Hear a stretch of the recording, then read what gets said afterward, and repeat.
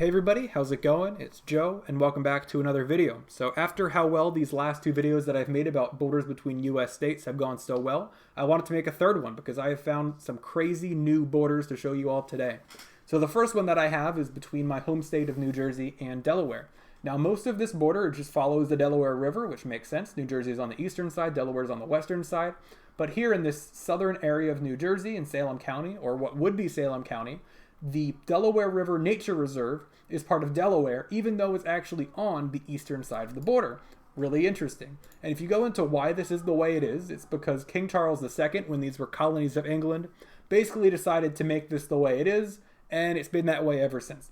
So New Jersey's tried to fight this 3 times in the Supreme Court, and they've lost each time, most recently in 2008, because most of the time when you have a river separate states or countries, they have mutual agreements to change the border as the river changes. So if the river moves 5 feet because of water changes, then they agree to move the border 5 feet as well.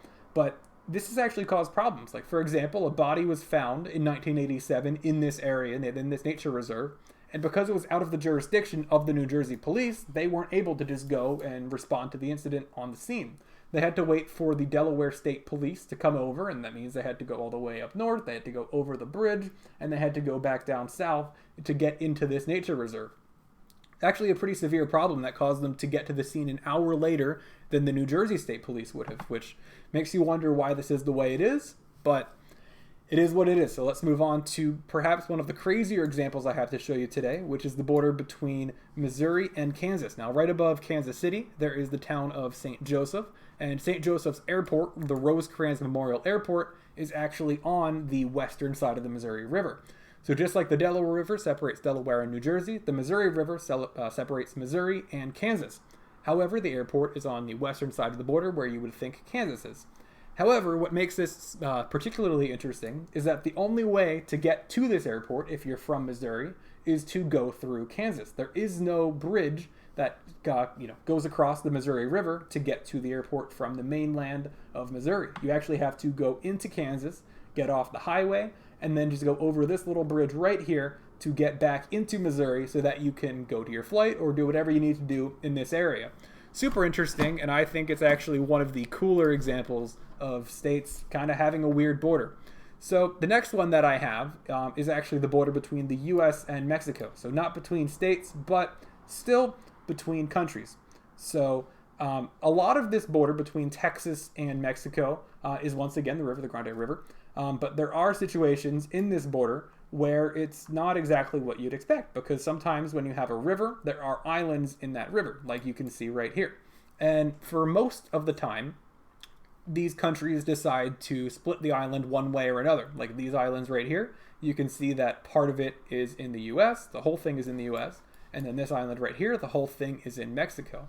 But that isn't the case with each island. There's actually a few dozen islands, that are split between the US and Mexico. Now, obviously, there's no border patrol on the island. Nobody lives on these islands, or nobody goes to these islands even. But I still think it's pretty cool nonetheless that these islands are split between the two states. So as I'm going over to this next border that I have to show you, if you're enjoying this video, I'd really appreciate you liking the video, subscribing, and letting me know what your feedback is down below. So let's get right into it, and we will show you Ellis Island. This is a more famous example. A lot of people know about the fact that Ellis Island is part of it's in New York and part of it's in New Jersey, but maybe you don't know the actual reason behind it. And the reason is that Ellis Island, as people were immigrating to the US back many years ago, they had to manually build onto Ellis Island. And when they were building onto Ellis Island, that area that they had to build on was part of New Jersey. So basically the original Ellis Island you see is New York, and then as they built on, they were building into New Jersey territory. Obviously New Jersey had no problem with that, but because of New Jersey didn't want to give up any of their land or any of their water to New York, they decided to just make part of Ellis Island New Jersey. Some of the more interesting borders, in my opinion, are borders that are on an island. There's examples between states that I've shown you here, and there's also examples between countries where there is an island that belongs to 2, 3, or even sometimes more countries, and I find that to be really interesting.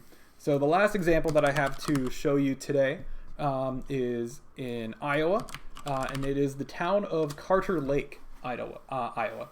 So this one I think is kind of cool. It's once again a river, once again the Missouri River causing us problems. But there is this town within Iowa, Carter Lake, which actually has a decent amount of people that live here. There's churches, there's a casino, there's hotels. There's a lot of stuff in this land.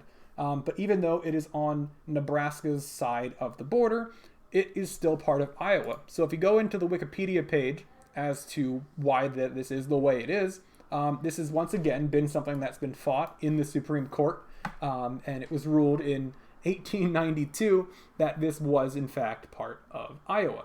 This goes into what I was explaining earlier, that even though most borders between states follow the changes in the river, the court actually ruled that when a river avulses one of its bends, that isn't the case. So in 1972, once again, they held up this ruling, basically. Super interesting, and I think that this is even cooler because there's a casino here. And anytime you have a casino, I feel like things get interesting. That's why, for example, when you have a border between Nevada and any other state, really, pretty much any way that you can get into Nevada, there's always going to be a border right away.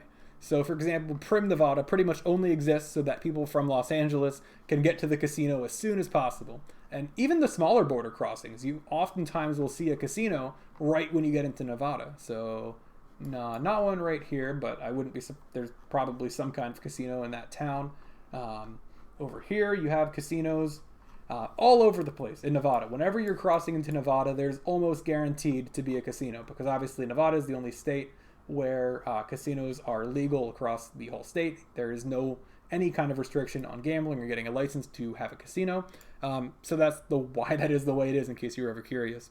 So if you like this video, let me know by liking, subscribing, commenting, whatever you want to do. And I hope you enjoyed watching this because I enjoyed making it. So yeah, with that being said, have a good day, everybody. And I'll see you later. Peace out.